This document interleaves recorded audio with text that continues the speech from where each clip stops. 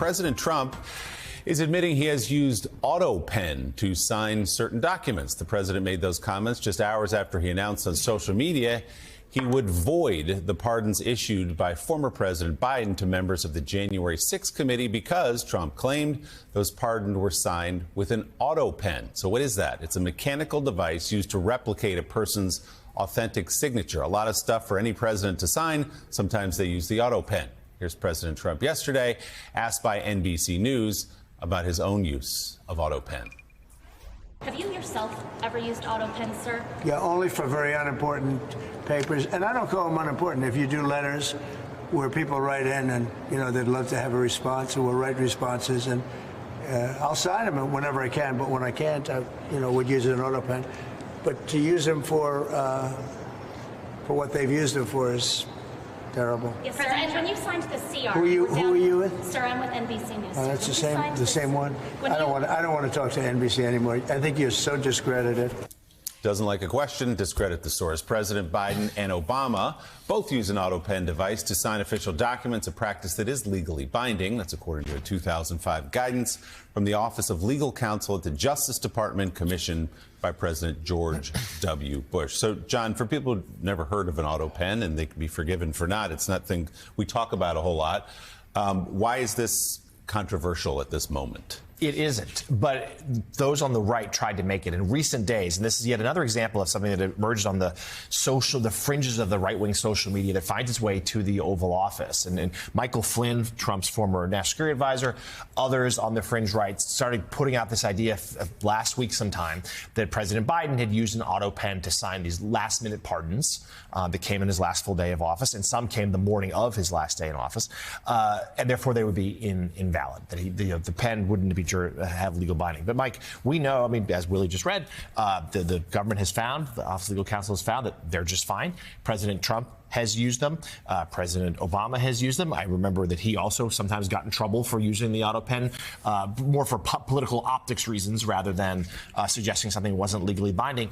But it's just another case of Republicans. It's A, hypocrisy, and B, trying to, for Donald Trump, take shots at his predecessor. And again, in addition to that, what you just said, it's also part and parcel of the production values of this administration, Claire. Every day there is something that they flood the nation with, some obscure thing from AutoPens to whatever. Every day there's an element of production in there to keep people's minds off of what is actually being done every day behind the scenes that's not on the news. Yeah, but his poll numbers are slipping because he's not paying attention to the things Americans care about. Everybody wants to talk about what the NBC poll showed about Democrats' approval rating. There hasn't been enough attention to what the poll showed about Putin's approval rating. So let me ask you a question. As a longtime Democratic stalwart, Democratic senator, why aren't the Democrats outside Social Security offices, VA clinics, hospitals, schools, and supermarkets to document and talk about exactly what you were just talking about, the average life of the average American and what's being done with it? I think they are beginning to do more of that. I think the key for them is to get outside of Washington. It's very hard for a senator to look in the mirror and go, nobody cares what I say on the Senate floor.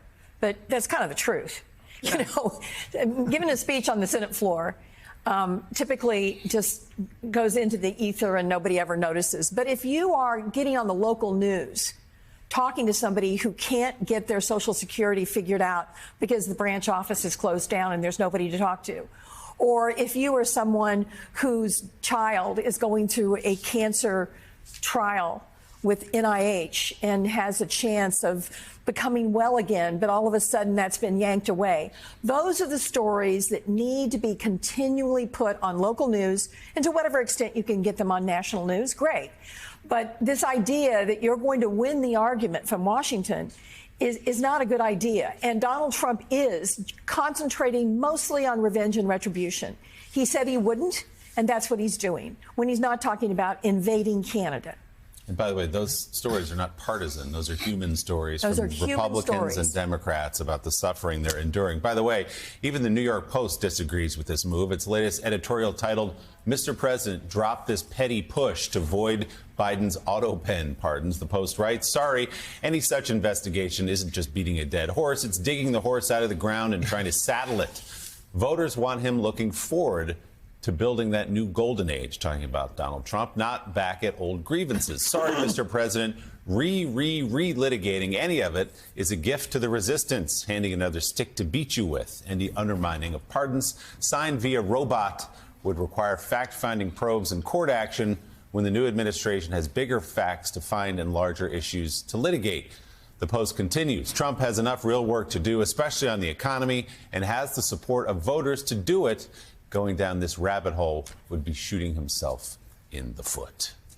The New York Post talking about Donald Trump's latest effort on auto pen. And also, let's just talk about his latest effort to distract. Suddenly, yesterday, just minutes after his auto pen screed, announced that today they're going to release all of the John F. Kennedy assassination files. We have no idea what's in there. Allegedly, 80,000 documents coming, but yet another effort quickly deduced as, let's just change the topic of conversation. Changing the subject. Still ahead.